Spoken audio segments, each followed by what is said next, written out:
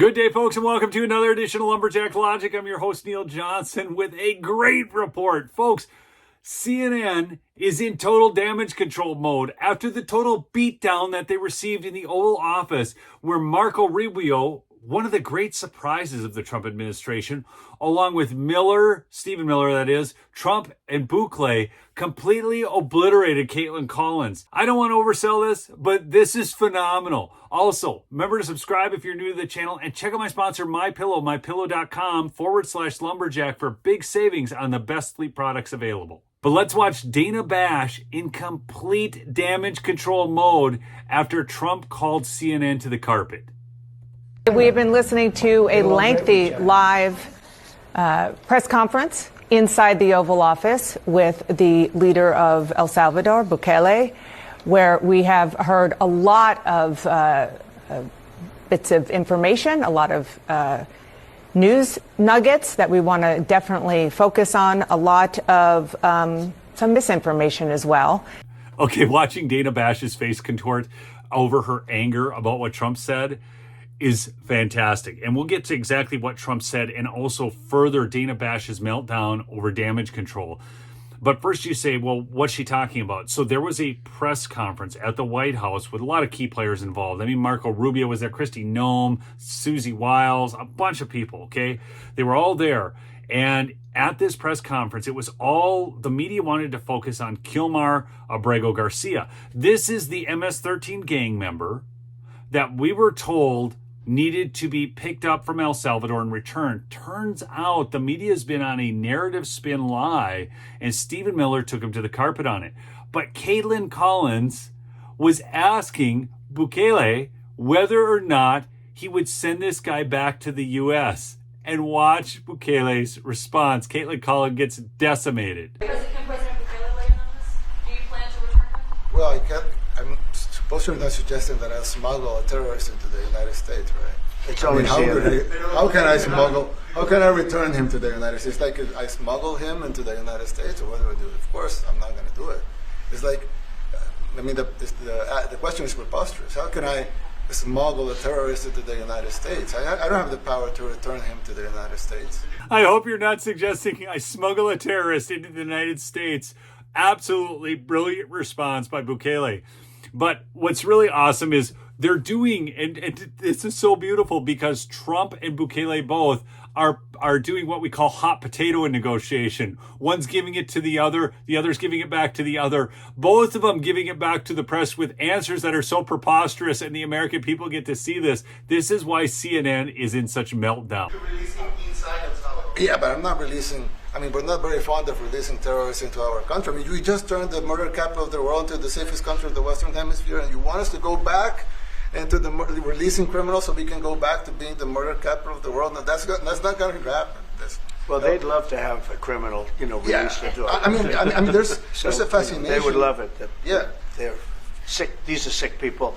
I cannot get enough of how President Donald Trump handles the press. After years and years of watching Republican politicians kneel before the media, kowtow to them because they were so concerned about their reputation in the Beltway, Trump takes this to a new level. And Bukele makes a great point.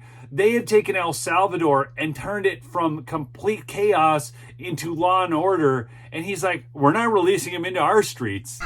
Marco, do you have something to say about it? Yeah, I mean, Stephen outlined it. I don't understand what the confusion is. This individual is a citizen of El Salvador. He was illegally in the United States and was returned to his country. That's where you deport people, back to their country of origin. Except for Venezuela, that wasn't refusing to take people back, or places like that. I can tell you this, Mr. President, no, the foreign policy of the United States is conducted by the President of the United States, not by a court. And no court in the United States has a right to conduct the foreign policy of the United States. It's that simple. End of story. Where did savage Marco Rubio come from, man? I mean, he's been around for years and we've never seen this. I think he picked up his testosterone just by getting around President Donald Trump.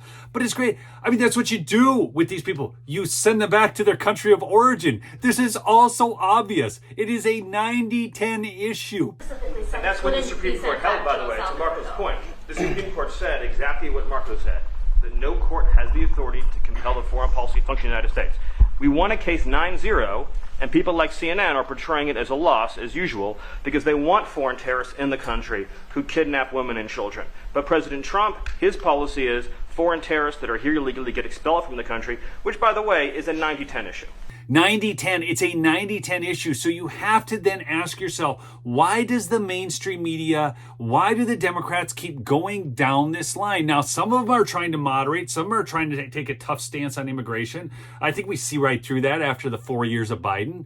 But the reality is, they're acting, I don't know, do they think they can get enough boomers who watch Rachel Maddow to come out and vote for Democrats in the midterms? I don't think this is going to play well with them, well for them, I should say, with middle America. So let's watch Dana Bash, the rest of her meltdown.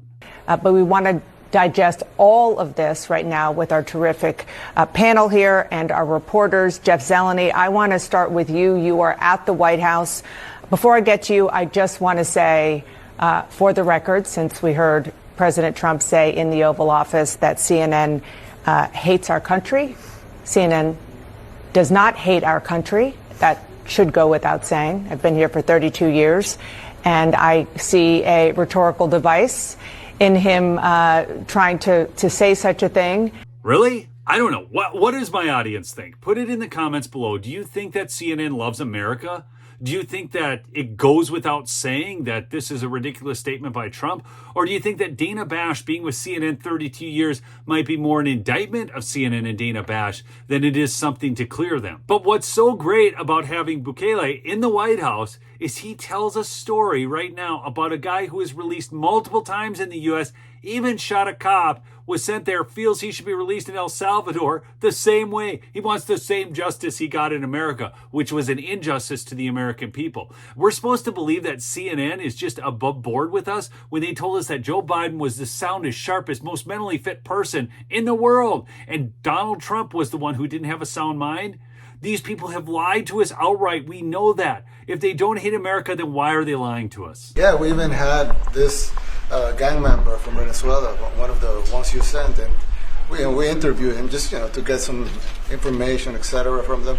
And he said, "Oh, well, I got arrested 6 times, but they released me the 6th time, so I should be released again." And then he said, "Well, but what's the last thing you do?" And he said, "Well, I shot a cop in the leg, but I didn't kill him. I just shot him in the leg." And we're like, this guy was arrested 6 times here in the United States, 6 times. He was released 6 times. And in the he was released 5 times, and the last time he was sent to El Salvador, right? So he's not getting released. But the last time he shot a cop, actually, and he shot him in the leg. So these are, like you said, right? Yeah. But there's something broken. It's the liberal establishment, but they're not running things anymore in this country, and we're run by. And I don't say conservative. I don't say anything. We're run by people with great common sense. Yeah, common sense. Bukele makes such a great point. Something is obviously broken when this guy who is arrested all these times can continually be released back into the streets, shoot a cop in the leg, and then expect nothing to come of it. That's how bad things were in this country under Joe Biden. And President Trump comes along, and it's what he says. It's common sense. Nobody thinks that this makes any sense to be releasing these people into our streets. And Bukele certainly isn't going to release them into his streets either. And that's what a good leader of a country would do. They would protect the citizens. And do you know what else a good leader would do? Drink Mike Lindell's new energy drink because it's the best. This Rev 7, I've had it multiple times, folks. I use it as a pre-workout drink. It has no caffeine in it. And it is absolutely amazing. Helps with mental focus, clarity, all of that. So go check it out at mypillow.com/lumberjack. And they have those percale bed sheets for only $25, any size, any color. We'll see you on the next episode, folks. Peace out.